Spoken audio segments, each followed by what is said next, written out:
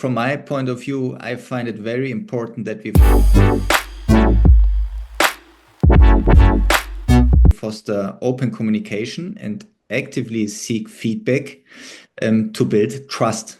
So that's for me everything. Why do you build trust by giving feedback? I would say if you get feedback, it's kind of an open mindset that you are ready to get feedback and to trust in the other person that there is an honest opinion about you, about your work. And that's like with your children, if you give feedback to them, even if it's positive or constructive, negative, that with every feedback there's more trust that a person is looking on you, is in a positive way looking at you, and it is important for you, and that's are all puzzle pieces to build trust. All right. So do you believe that it takes some kind of trust to be open to feedback in the first place, or is the trust only happening after you receive it? It's a very good question. I think it's both, kind of. So, it's kind leveraging each other. If you do that and you are open, then it's a kind of maximizing trust. So I think both ingredients are very important. All right. And So that and that's why I'm a fan of serendipity mindset. And then that comes together because if you stay curious and, for example, leverage unexpected opportunities, so that's as well a kind of puzzle piece to be open to get and give feedback and then to build trust at the end. okay, excellent. So let's say you have a company and you buy this argument that feedback creates trust, but somehow maybe if you have a really tight or like a really difficult kind of culture going on, you don't dare to ask for feedback, then you feel it's too vulnerable. So how do you get over that uh, and ask for the feedback? How do you go into the vulnerability? Yeah, so that's kind of a preparation. So I think at a very early stage, that's why you asked the question, what is important for the beginning of a company. So you have to learn from the begin on, even in the good times, to give feedback and to be open for that. And my advice to leaders is always start to improve giving feedback and getting feedback with positive feedback. So I always give the advice each day, try to give positive feedback in a way that everybody feels comfortable with that. And that then it's a daily routine, more or less, with a positive outcome. And then switch over to give as well I would say, negative feedback or feedback to improve, so to say. And then it's getting a kind of normal way of working together and to communicate together.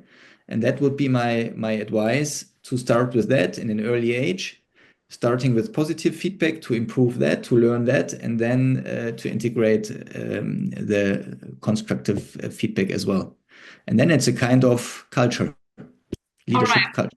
All right, so we should start very early on, just getting used to giving feedback and start easy up with the good feedback, and then ease into the more difficult thing, and then we're into this space called, as I asked at the beginning, leadership culture. But maybe we want to dive a bit deeper into this definition of leadership culture. What is it that we have then um, brewed? Yeah, so that's a very good question as well. So in my opinion, it starts all with leadership culture in a team or in a company. So we are always talking about the big picture, the general culture of the company and all that, and how is the organization built and everything what fits in there. But from my point of view, the leadership culture is the starting point, because out of the leadership culture, there is the development of the general culture of the company. And so that's for me the most important part. And it's for sure it's created through the founders, and a very important topic for the founders to pay attention to that and to make their mind from the first day on, if they get the first employee in their team, how to communicate, how to build trust, how to be empathic, how whatever goes in that direction should be on a, I would say, daily task of a founder to make their mind about how to get a leadership culture which fits best how I want to build my company and how I want to work together with my employees. And yeah, that's I would say the basis of everything. All right. So does that mean that the leadership culture are culture between the leaders and how they are speaking with the employees, or is the leadership also for the employees to experience?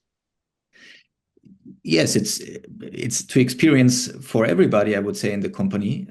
But the starting point are the leaders to I would say to be the best version of the employee in a way to be an yeah, impressive I would say leader, how to build trust, and how to do that is then the role model for every employee, and that has to be learned and has to be built up by the founder in the best way.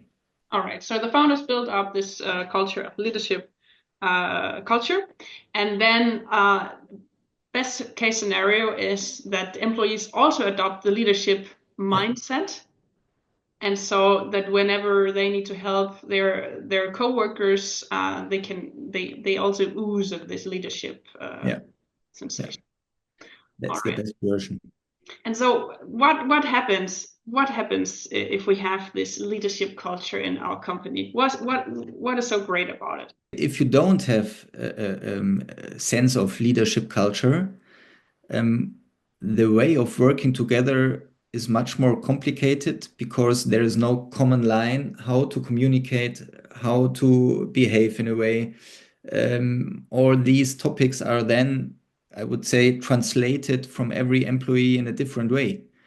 And that makes it very complicated in the way of working together. What would that cost a company if it's not easy to work together? For sure, revenue cannot build up in the best way you want. And several other things which then come together that at the end, the success of the company cannot be pushed in the way a founder or a leader would love to. All right. So what you're saying is that if you don't create this leadership culture within the company, actually you can lose the company. You can the growth that you want to see is just not going to happen at the rate that. Yeah, yeah, All right. absolutely. So no excuse. Just get out there, start giving feedback, start giving positive feedback, and then ease into the more difficult conversation so that you can have a healthy company with positive growth, exactly as you wanted, and you and the employees will experience the culture of leadership too. Perfect summary. Excellent. Good. Well, Marcus, thank you so much for sharing your insights on leadership culture. Very much appreciated. Thank you very much.